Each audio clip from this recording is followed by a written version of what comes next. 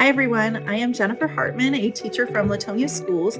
I currently am an intervention specialist for grades kindergarten through fourth grade, and I was asked by the Parenting Special Needs magazine to speak about skills we would like our children to have as they first enter our classroom. So I have 5 things. I know there's a lot of things, but 5 things that would be great if you worked on with your children before they enter school. The first thing is completing tests. We do a lot of hands-on activities. We do a lot of academics. We do a variety of different activities in the classroom. So if you could work with your children on completing tasks, and that could be things around the house, or if you go to an activity in the community, things like that, because we do a lot of completing task activities within the classroom daily.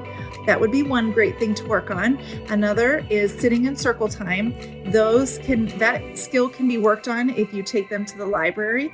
I know a lot of our local libraries do story time and they do activities, and that would be perfect to work on that skill. And when we do like morning meeting and different things throughout our day, that would really help prepare our children as they start school. Another activity is writing their name.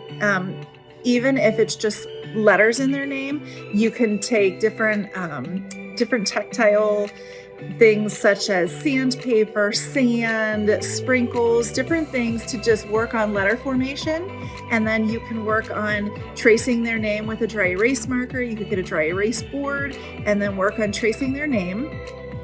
Because when they start school, there's so many things that we work with them as far as putting their name on things. So that would be something that would be very helpful to get them started. They don't have to be able to write their whole name. It would be great, but if they are able to get their first letter, it's a start. So wherever you can work on, it would be wonderful for them.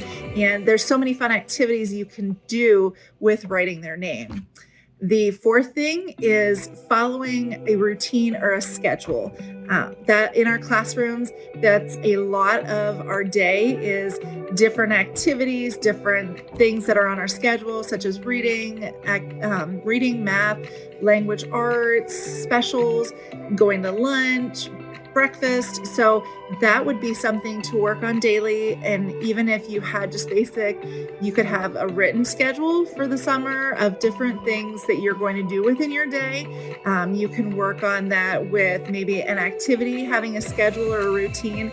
Like if they are practicing something at home, a visual, you can even just draw pictures, and that way they know what steps they have to complete it.